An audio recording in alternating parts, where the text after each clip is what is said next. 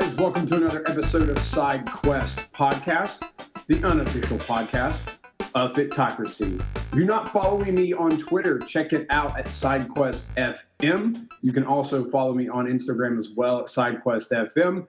If you want to follow the podcast, you can check that out on Facebook as well. Just search SideQuest Podcast in the Facebook search bar.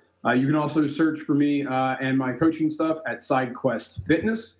And then, of course, all the episodes you can listen to over at sidequestfitness.com/podcast. But the best place to get them is at iTunes. Head over to iTunes, hit subscribe, and every time I release an episode, it'll come straight to your phone like a teleport from Star Trek.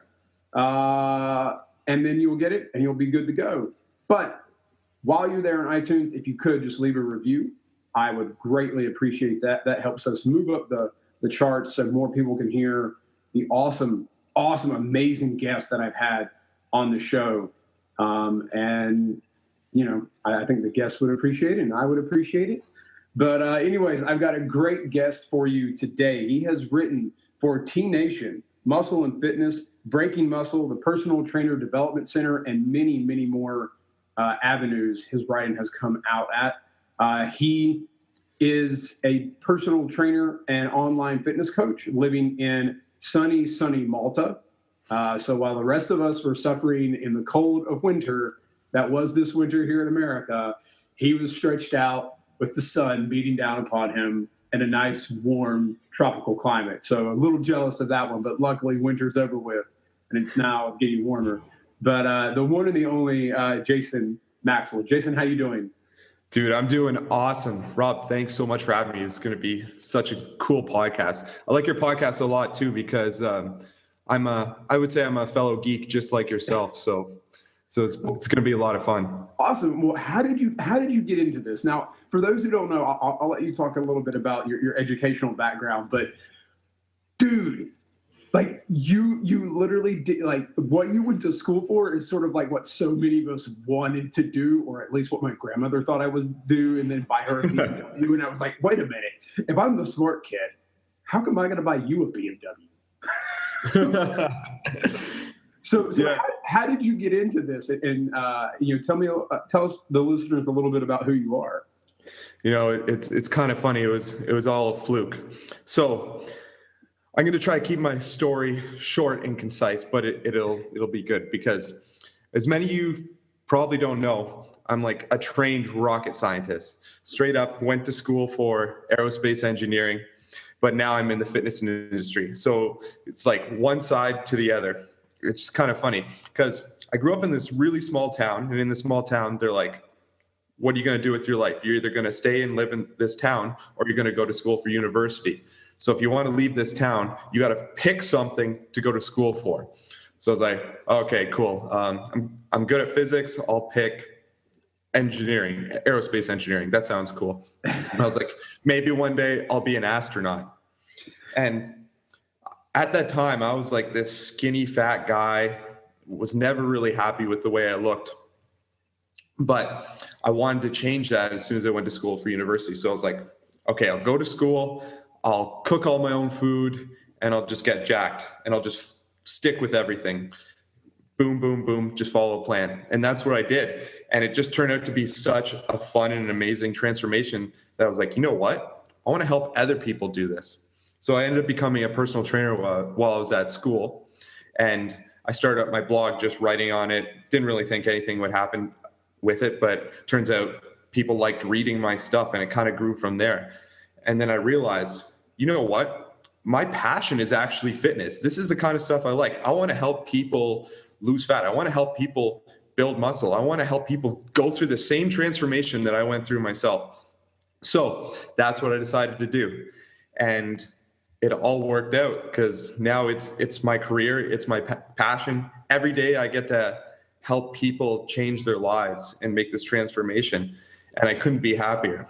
Like, I have friends that are back still doing their masters, working for engineering firms, and they're just sitting on their butt all day, you know, and not really enjoying what they do. But me, every day I get to wake up and I got to, you know, get an email from someone being like, oh, thanks so much for helping me with that. That's really cool. So yeah, that's it in a nutshell. Awesome. Yeah, I have to say that is a very similar process to myself. Like you want to help people, and that the joy behind that and the passion that you get from that just kind of keeps you going. And you're like, you know what? Yeah, I could make a ton of money designing rocket ships, but I want to design biceps. That's what I want to do. That's awesome. I also had a friend in college who, and I used to give him so much crap because, when you're young, you only think about the money. That's it. You only think, because that's, like here in the States, that's what you're told. You're gonna go to school. You're gonna get a good job. You're gonna do that's my duty. Like that's our duty, is to go to school and get a job, make good money, and do it doesn't sound like an inspiring kind of life. It sounds boring. And no wonder most people, hate their jobs. He was an aerospace engineer at the University of Texas, and then left and decided to pursue a career in theater. And I was like, what? You're going to go and be a theater actor when you could have been at NASA? Right down there in Texas too, like so close. Yeah. So, but that, that didn't last. I think he was just kind of like, I was smart. I did really good at the SAT. I just picked what I thought I would want to do. It's not what I wanted to do. But that's awesome. I love knowing that there's a fellow geek out there. So let's real quick on the geek side. Let me ask my first fun question. If you could be any superhero, who would you be? Okay, if I could, that's an easy one. Ever since I was growing up, Superman was always my favorite. So I'd love to be Superman because, he can fly, basically invincible. He can fly around space if he wants. It doesn't even matter. That's almost the same superpowers of Captain Marvel, if you think about it. Yeah. Billy Batson. But I've just always liked Superman, what he stood for, peace on earth, essentially. So, yeah. But when it comes to actually reading comics and stories, I think Batman has the coolest stories, but it's just because he has a lot of awesome writers writing this really complex character. But I would still say I would be Superman for sure. Yeah, I have to say it's very interesting to ask that question. And most of the guests are like, Batman. And I'm like, wait a minute. Like nobody wants to be like a Marvel hero. Like everybody wants to be but you're right. He's just a rich dude with a really awesome / tragic story. Like it's not like he had the best life ever. Mm-hmm. But cool. So you go to school for aerospace, engineering, and you get into fitness from there. But going from that into fitness, obviously someone had to influence you. So like who influenced you in your training philosophy as you started to kind of get into this? Yeah, so that's an awesome question. I have tons of people that have influenced me. First one, this is the very first guy that I ever heard of in the fitness industry, and he literally opened my eyes to everything out there. And it was Robert Dos Remedios. Back in 2009 or 2008, he wrote this book called Men's Health Power Training or something like that. And I remember reading it, everything just stuck with me. He taught the basics, like pushing, pulling, hip dominant, knee dominant, all the stuff that you want to learn. All the stuff that you really should learn at the very start is what I learned. So I started working with full body movements, all that stuff. And then he later led me into discovering Mike Boyle. And then from Mike Boyle, I discovered Jason Ferrugia, and Jason Ferrugia was more about muscle building. So then Jason Ferrugia opened up the doors to muscle building, and then I started reading all these other guys. So now my biggest influence I like guys like Lane Norton, John Meadows. Those are my two big guys. Brad Schoenfeld is awesome too. Yeah. So yeah, anytime any of those three guys put something out, I'll read it because it's just awesome stuff. Yeah. So, a few of those guys are muscle builders. A few of those guys are power lifters with a mix of muscle building. So what are you doing right now? Is your training focused, because in one of your articles, and I'll talk about that in a second because I loved it. You talk about, always getting stronger, and, summer's coming up, except for you because it's always summer. But most guys are like, oh, I've got to get shredded for the beach, and they forget about strength. So are you training, like, are you powerlifting? Are you going to like physique? Like, what's your training look like right now? Yeah. So my number one goal is just to be happy with the way I look, as well as be happy with my lifestyle. So kind of find a really happy medium. And I really have found a really happy medium between it. So every month I like to do a new phase of something and maybe try something that another coach is doing, so I could really learn and see everything that's out there, because I really believe I can't recommend something to someone unless I've tried it myself. Right.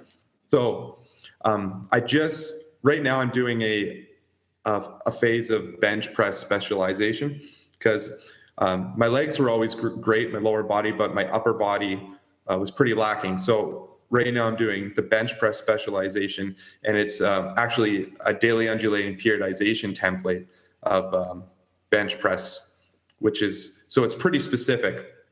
And a lot of people may know that I'm a big fan of DUP, especially for getting stronger and physique goals. And I think strength is very important, because without strength, you don't really have anything. Because if you're going to build muscle, you're going to lift weights, right? Right. But to be able to lift weights, you need to be strong. And if you can lift more weights and put more tension into the muscle, that means you're going to be able to build more muscle. It's logically thinking, it makes perfect sense. And that's the way it works. Same with fat loss. If you're going to be stronger in lifting weights and you're hoping to lose fat, you're going to want to lift the heavier weight, because it's going to burn more calories in the end. And another cool thing too is all these things are related, because when you have muscle, when you have more muscle, you can eat more food and you can handle eating more calories, and it makes it easier to lose fat or lose weight because you have this muscle. So right now is the bench press specialization. And then with my diet, I'm just slowly cutting down calories and losing like half a pound a week, because I always stay lean to begin with, but right now I'm just slowly getting leaner, because beach season essentially started for me this month. Yeah. So now with your, because actually I have an article, as we're recording this, it's going up the next day, but when this episode comes out, I have an article up inspired by the great 1 gram per pound myth that Mano read an article about, and actually did my cut at like 0.82 grams of protein. That's awesome. But like slowly brought down, my calories. And I have to say, like, by slowly bringing it down, like instead of chopping off 500 at the beginning, my brain didn't even realize I was dieting, and it made like, this was the best cut I've ever had in my entire life. But once I got to like 2,000 calories, I didn't even really notice it until like maybe the third week. So are you like, do you do that, or do you just kind of like go for, you know what, screw it, I'm going to go hardcore, and then, like how's your nutrition looking now? Yeah, well, first of all, I just want to say you are looking pretty lean right now, so it's pretty awesome. I can definitely tell. You're looking awesome.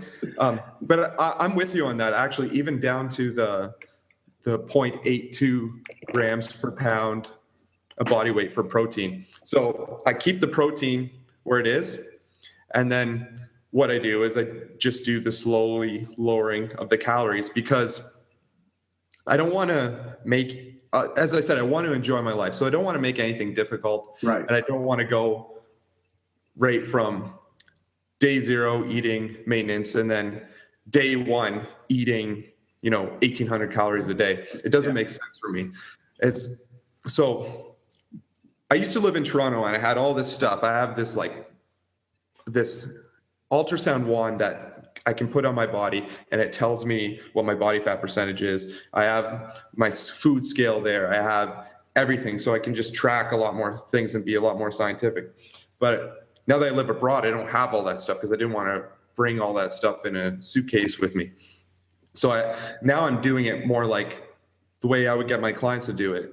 And essentially, I I figure out how much protein I'm getting each day. And I've gotten it down to just how many portions of protein. So I'll measure protein with like a palm sized portion. Right. And that's one portion. And then you just you count how many palms that is for the amount of protein you need. But then I eat kind of like the same schedule every day. So it's not the same food every day, but it's like the same schedule. And what I'm doing now is I'm taking out a few extra things. So I'm just making sure that I'm keeping my calories lower, but I'm eating the same amount of protein. So the way I can track it and make sure everything's working is number one, the mirror. Number two, how my shorts and pants fit. And number three, to get an actual number, is I just weigh myself weekly and just look at the trend. If the trend's going down and I'm averaging 0.5 pound to a pound lost a week, then it's golden. So that's essentially what I'm doing, a nice, slow and comfortable cut, and it's awesome. Yeah, a couple of things came up in what you said. So I'm gonna questions that just popped in my head that I want to go into real quick. Wicked, those are the best ones. Yeah, no, I agree. Honestly, if you're gonna do progress, focus on the first two things you said. Number three should sort of be optional, only because water weight is such a misnomer that like it doesn't really count. Pants, like if your pants are getting like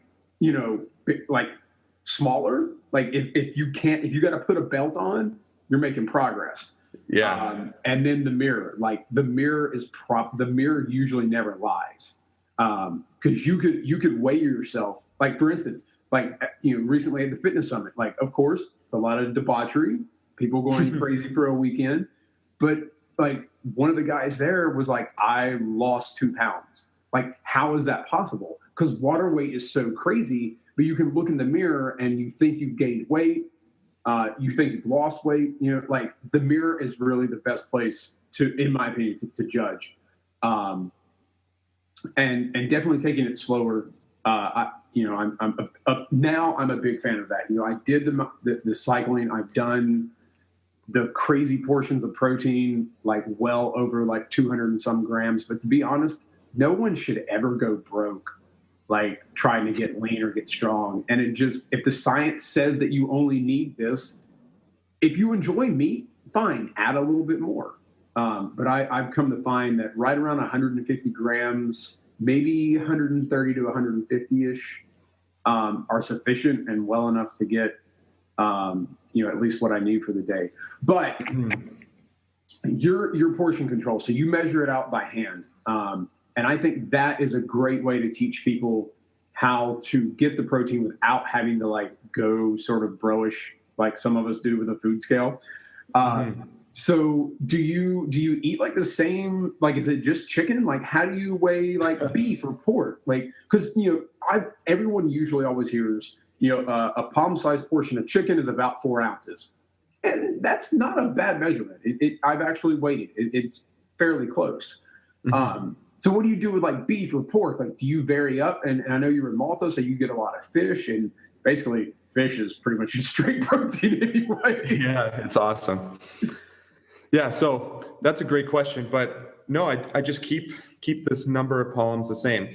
But to tell you the truth, I tracked calories for like 2 years straight. So now I have a pretty good idea of, with the size of the portion, how much protein's in it. And depending on how lean it is, like if I have something like a pork chop compared to a pork tenderloin, I know there's going to be a lot more protein in the pork tenderloin. Right. Same with fish, a lot more protein, chicken, a lot more protein. But this is funny. Living in Malta, one thing to eat a lot here is rabbit.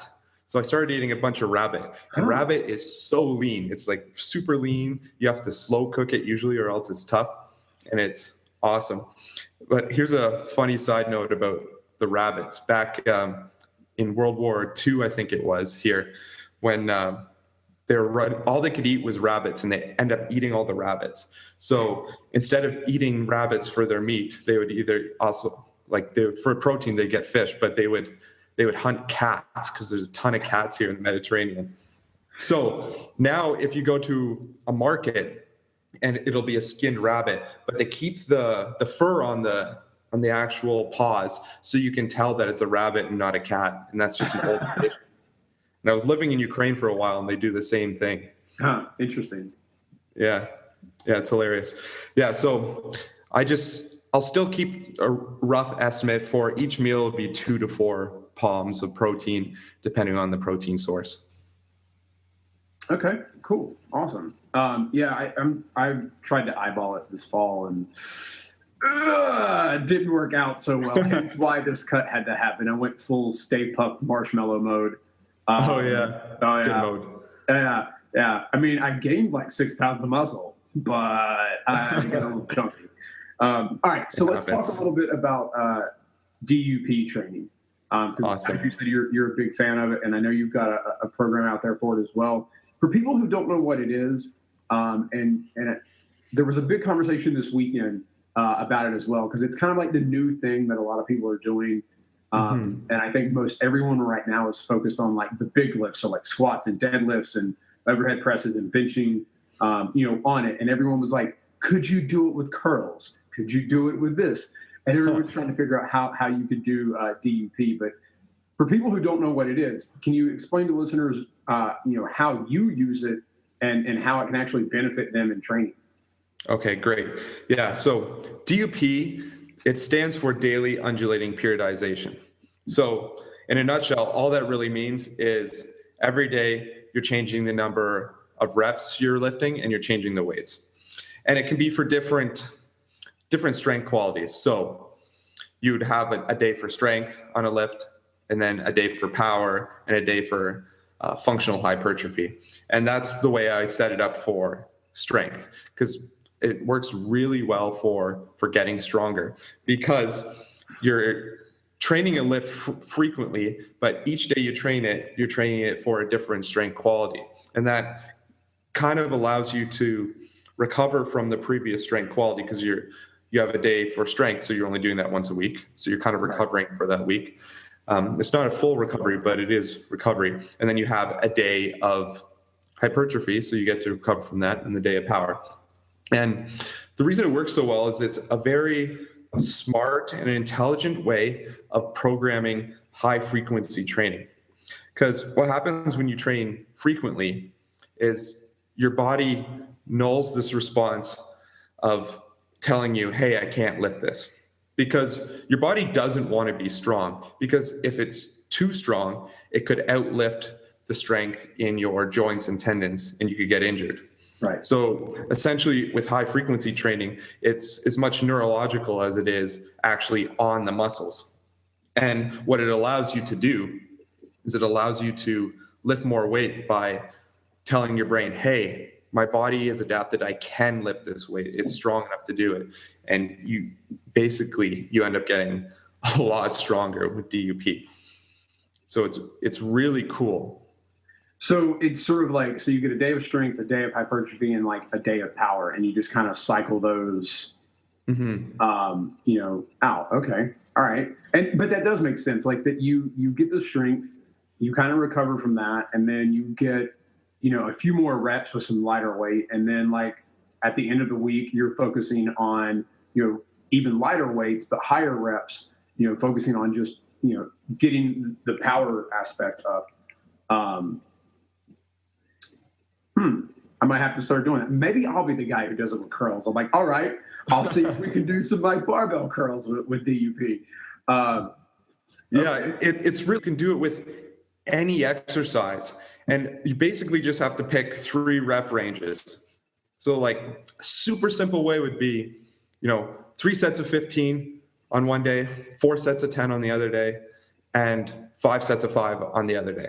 So you're instead of going through phase by phase and month by month and just focusing on, 3 sets of 15 in January and then 4 sets of 10 in February, you're just doing it all through the week.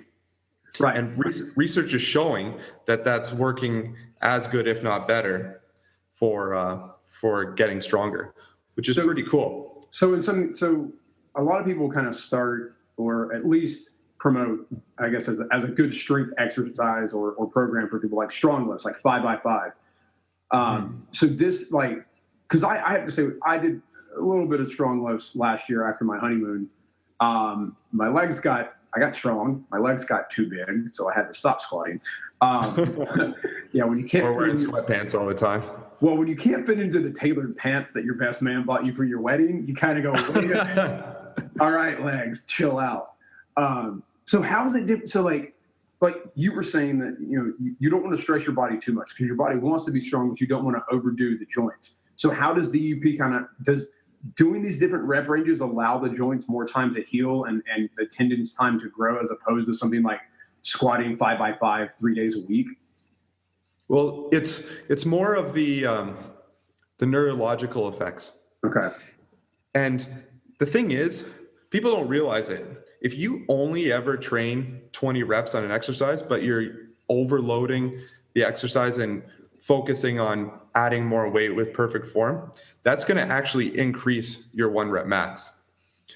And same with only training your 1 rep max all the time, it's going to increase your 1 rep max. You can get stronger in any rep range, but the fact is you're getting stronger in every rep range, and you're focusing more on qualities more than anything. So strength qualities.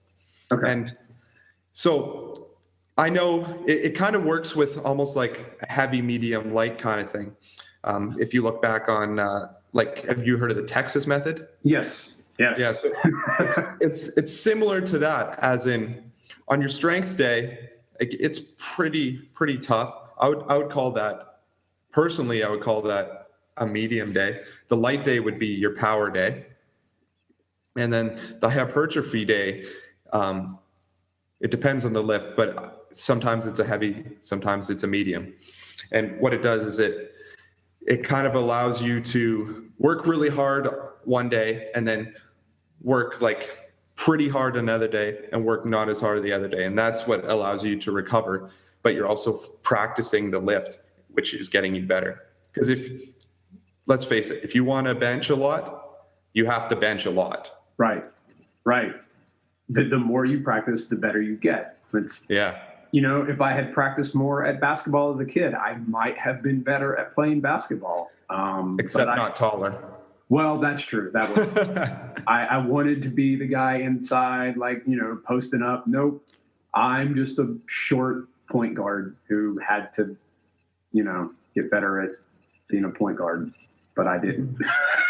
So basketball didn't last very long. Also, I played lots of video games and mostly just wanted to play video games. So yeah. I was lazy. So before we wind down the show here, I got a few more questions, but I want to ask something about an article. Now, this is an article that goes back a little bit of a ways, but I love finding the things that work for people. I'm a big fan of setting up systems, and sticking to schedules and finding rules that work for you. And you wrote an entry called Jason's Rules. And there's some really, really good ones in here.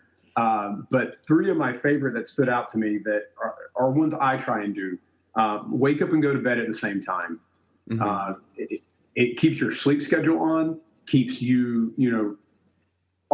if you can, close to getting 8 hours. If you're going to bed at 3 a.m. and waking up at 5 and then going to bed at 11 and then waking up at 9, it throws your body out of whack. It messes with hormones. Definitely. I think the biggest thing you can tell anyone that wants to get in shape or better themselves, consistency. Just find consistency and start in your sleep, then go to your diet, then go to your exercise. If you can get those 3 things consistent across the board, you'll notice huge improvements throughout whatever it is. That's where magic happens, really. Yeah. Eat when planned, which is hard for a lot of people to do because you're like, oh, somebody brought cupcakes today at work. It's cupcake time. Eating when planned is good. It's like saying, well, I wasn't going to spend money on that, but then I bought a BMW because that works both ways. Yeah. And then no matter the goal, get stronger. And I think that we already had this conversation, about getting stronger. That's a key to a lot of things. There's a few other ones I really liked. Eat sauerkraut before every meal. Interesting. I grew up on a lot of sauerkraut. Yeah. Sauerkraut and hot dogs. That was a go-to dinner when mom didn't have enough time to get something prepped. Are you like part German or something? No. But mom, we were always playing sports and doing this and doing that. So she would just take canned sauerkraut, throw it in, chop up some hot dogs, throw them in, be like, put it on the burner and you're good to go. The one that I do all the time, and it drives my wife nuts. Every time I see myself topless in the mirror flex. That's a good one. That's mandatory if you're a dude. And the one that I really loved that I think I need to start implementing is turn my phone off when I'm working, because I end up getting distracted. I should turn the phone and sign out of Facebook and sign out of all this other stuff. Are there any rules you've added since then? Man, I wrote that 2 or 3 years ago. Sure. So I told you it goes way back. I usually delve in because I want to find inspiration for questions, and I saw that and I was like, God, those are all so good. He's got to have a couple more by now. Yeah. So the one I try to do now is I try to read outside in the sun every day, even if it's just for 20 minutes. Yeah. And what I focus on is nonfiction, so learning something. So as long as I can learn something for 20 minutes a day and it's in the sun, it's awesome because you get the vitamin D. It makes you feel good. It just makes you feel happy. And then you get this rush from learning something, which is awesome. People need to learn every day, and people need to move every day. Those are the two things that are huge. So that's why I like that one, except you're not doing much moving at all. It's funny enough, my grandfather used to say that, learn something new every day. And I was like, I know it all. I'm a 13-year-old kid. Yeah. He's right. Learn something every day. Even if it's just something small, just learn something new. And get out in the sun. Get out in the sun. It's easy for you in Malta because you're in the Mediterranean. But man, even when you're feeling sick, just a brisk 10-minute walk in the sun, it's like your body and your immune system just starts kicking into gear, and you feel better. I can only last about 20 minutes in the sun as a day walker, because then it decides to turn me into a lobster. Unfortunately, because I'm a ginger, I don't keep any tan, so I go right back to being white. The ginger curse. Yep, it is the ginger curse. It was funny. Somebody said something about taking shirts off this weekend, and ran a bunch of fitness bros. I'm like, nope, mine stayed on, because if I took mine off, everyone would think they were dying, because all of a sudden there'd be a bright white light and they'd be like, oh God, am I having a heart attack? I'm dying. Nope, it's just the sun reflecting off of me. That's awesome. So a couple of fun questions that I enjoy to ask as we wind down. Do you have a guilty pleasure track that you listen to while you work out that you would shamefully admit to people is on your workout list? Okay, so this is funny. A lot of people don't know this, but I'm a musician too. So I used to play in this. It was getting pretty popular too in downtown Toronto. I used to play in this rock band. I played guitar for it and did some backup vocals. So being a musician, whenever I listen to music, I really focus and listen to intensely, and then it kind of distracts me from what I'm doing. So I'm one of the few people that doesn't listen to music when I'm working out. Interesting. But I know all of the hot pop Euro hits right now because they do play music at the gym, but I'm just not really focusing on that. You're not the only one who's come on the show that said they don't listen to music while they work out, which is totally understandable. But all right, cool. Well, Jason, I have had an amazing time interviewing you. If people want to know more about you, where can they find your work online, and where can they learn more about who you are? Awesome. Yeah. So easiest way, just go to jmaxfitness.com, jmaxfitness.com, or you can search JMax Fitness on Facebook. And if you're more interested in DUP, you can go to jmaxfitness.com/DUP. And we put together, me and Mike Samuels actually have put together a really amazing product teaching you how to get stronger with DUP, and we cover literally everything. Awesome. Well, guys, please head over to JMax Fitness. He actually curates a lot of really great content as well as putting out his own. I mean, stuff from people like former guests like Jordan Syatt, Mike Samuels, as I mentioned before, a person who influenced one of my articles, Mano. I don't want to pronounce his last name because I'm really afraid I'd mess it up because I'm really bad at pronouncing last names at times. Yeah, I would guess and say Henselman's, but Henselman. You're wrong. But yes, he puts together a lot of great content and puts out a lot of stuff that others in the business write, which some people might be like, yeah, but isn't that hurting you? No, because we're all saying the same thing. All of us sometimes learn something from someone else, and you just have to share those things because you're like, holy crap, why didn't I think of this? But definitely head over there, find him on Facebook as well so you can follow and get the articles that he puts up. But Jason, thank you so much for coming on. I've had a great time. And if I ever need to build a rocket ship, I know who to come to. Man, thanks so much. This was an awesome opportunity, and it was actually a really great time too. So thanks, man. No problem.